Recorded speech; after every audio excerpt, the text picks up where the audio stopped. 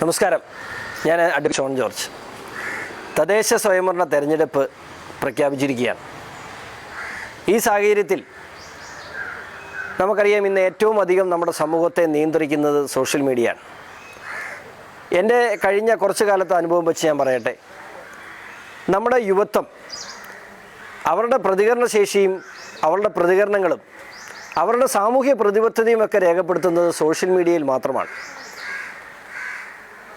പൊതുപ്രവർത്തനവും അല്ലെങ്കിൽ ജനപ്രതിനിധിയാകാനുള്ള അവകാശമൊക്കെ അവർ മറ്റാർക്കോ വിട്ടുകൊടുത്തുകൊണ്ട് തദ്ദേശ സ്വയംഭരണ തെരഞ്ഞെടുപ്പിലൊക്കെ സോഷ്യൽ മീഡിയ വഴിയുള്ള പ്രചരണങ്ങളും മറ്റു കാര്യങ്ങളും മാത്രമാണ് ഇവിടെ യുവതലമുറ ചെയ്യുന്നത്. നമുക്ക് യുവതലമുറയ്ക്ക് ചെയ്യേണ്ടത് ഈ സോഷ്യൽ മീഡിയ വഴിയുള്ള പ്രതികരണങ്ങൾ മാത്രമാണോ? അതിനപ്പുറത്തേക്ക് ജനപ്രതിനിധിയാകാനുള്ള അവകാശങ്ങൾ രാഷ്ട്രീയ പാർട്ടികൾക്ക് വിട്ടുകൊടുത്തുകൊണ്ട് നമ്മൾ മാറി നിൽക്കുകയാണോ ചെയ്യേണ്ടത്? അല്ല. തീർച്ചയായിട്ടും സർക്കാർ ഉദ്യോഗസ്ഥരൊഴികെയുള്ള കച്ചവടം ചെയ്യുന്നവർ, കൃഷി ചെയ്യുന്നവർ, പ്രൈവറ്റ് സ്ഥാപനങ്ങളിൽ ജോലി ചെയ്യുന്നവർ, ഇവർക്കെല്ലാം തദ്ദേശ സ്വയംഭരണ തെരഞ്ഞെടുപ്പിൽ മത്സരിക്കാൻ കഴിയും. നമ്മുടെ സാമൂഹ്യ പ്രതിബദ്ധത സോഷ്യൽ മീഡിയയിൽ മാത്രമല്ല നമ്മൾ രേഖപ്പെടുത്തേണ്ടത്. നിങ്ങൾ ചെറുപ്പക്കാർ, യുവാക്കൾ, നിങ്ങൾക്ക് സാമൂഹ്യ പ്രതിബദ്ധതയുണ്ടെങ്കിൽ നിങ്ങൾ തെരഞ്ഞെടുപ്പ് രംഗത്തേക്ക് കടന്നു വരണം. ആ തെരഞ്ഞെടുപ്പ് രംഗത്തേക്ക് കടന്നു വന്നുകൊണ്ട് നമ്മുടെ നാടിൻ്റെ സമഗ്രമായ വികസനത്തിൻ്റെ ഭാഗമായി മാറുവാൻ ഇവിടുത്തെ യുവതലമുറയ്ക്ക് കഴിയണം.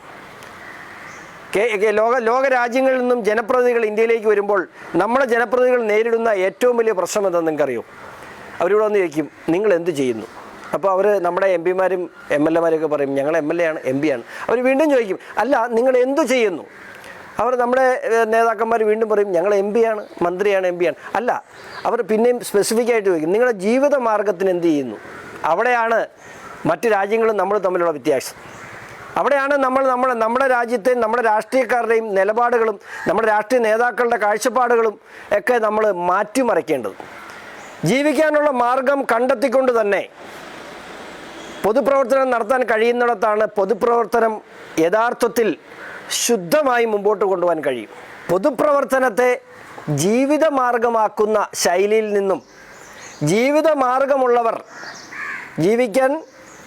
ജീവിക്കാൻ വേണ്ടി അധ്വാനിക്കുന്നവർ, അതോടൊപ്പം പൊതുപ്രവർത്തന രംഗത്തേക്ക് കടന്നു വരാൻ കഴിഞ്ഞാൽ മാത്രമേ നമ്മുടെ രാഷ്ട്രീയ സംസ്കാരം ശുദ്ധമാകുള്ളൂ, നമ്മുടെ ജനപ്രതിനിധികളുടെ കൈകൾ ശുദ്ധമാകുള്ളൂ. ഞാൻ ആവശ്യപ്പെടുന്നത് അതുതന്നെയാണ്. ഒരു പുതിയ തലമുറ, കാഴ്ചപ്പാടുള്ളൊരു പുതിയ തലമുറ, കുടുംബത്തിന് വേണ്ടി അധ്വാനിക്കുന്ന ഒരു പുതിയ തലമുറ, അവർ കടന്നു വരണം. അവരുടെ സമയത്തിനുള്ളിൽ നിന്നുകൊണ്ട്, ഇതൊരു ഫുൾ ടൈം ജോലിയല്ല. പഞ്ചായത്ത് മെമ്പർക്ക് കിട്ടുന്നത് ഒരു സ്റ്റൈഫൻ്റാണ്, ബ്ലോക്ക് പഞ്ചായത്ത് മെമ്പർക്ക് കിട്ടുന്ന ഒരു സ്റ്റൈഫൻ്റാണ്, ജില്ലാ പഞ്ചായത്ത് മെമ്പർക്ക് കിട്ടുന്ന ഒരു സ്റ്റൈഫൻ്റാണ്. ആ സ്റ്റൈഫൻ്റ് ഒരിക്കലും അവരുടെ ജീവിത ചെലവുകൾക്ക് ഉതകുന്നതല്ല. തദ്ദേശ സ്വയംഭരണ സ്ഥാപനത്തിലേക്ക് പഞ്ചായത്ത് രാജ് ആക്ട് തന്നെ ഇതൊരു ഫുൾ ടൈം ജോലിയായിട്ടല്ല കരുതുന്നത്. അത് നമ്മുടെ ജോലികൾക്ക്, നമ്മുടെ കാർഷിക വൃത്തിയോടൊപ്പം, നമ്മളെ ഒരു ജോലിയോടൊപ്പം, നമ്മുടെ പ്രൊഫഷനോടൊപ്പം ഒക്കെ നമുക്ക് കൊണ്ടുപോകാൻ കഴിയുന്ന ഒരു കാര്യമായി പൊതുപ്രവർത്തനം മാറണം. അങ്ങനെ ഉണ്ടെങ്കിൽ മാത്രമേ ഇതിൽ സത്യസന്ധത ഉണ്ടാവൂ, ഈ ജനാധിപത്യത്തെ വിൽക്കാതിരിക്കൂ. അതിനുവേണ്ടി ഒരു പുതിയ തലമുറ പൊതുപ്രവർത്തന രംഗത്തേക്ക് കടന്നു വരണം. ഈ തദ്ദേശ സ്വയംഭരണ തെരഞ്ഞെടുപ്പ് നമ്മുടേതാണ്. തെരഞ്ഞെടുപ്പ് രംഗത്തു നിന്ന് മാറി നിന്നുകൊണ്ടല്ല, ആ തെരഞ്ഞെടുപ്പിൻ്റെ ഭാഗമായി നിന്നുകൊണ്ട് ഒരു പുതിയ തലമുറ ജനാധിപത്യത്തിൻ്റെ കാവലാളായിക്കൊണ്ട് ഈ ത്രിതല പഞ്ചായത്ത് സംവിധാനത്തിലേക്ക്, ജനപ്രാതിനിധ്യത്തിലേക്ക് ജനപ്രതിനിധിയായിക്കൊണ്ട് കടന്നു വരണമെന്ന് വിനയപൂർവ്വം അഭ്യർത്ഥിക്കുന്നു. നന്ദി, നമസ്കാരം.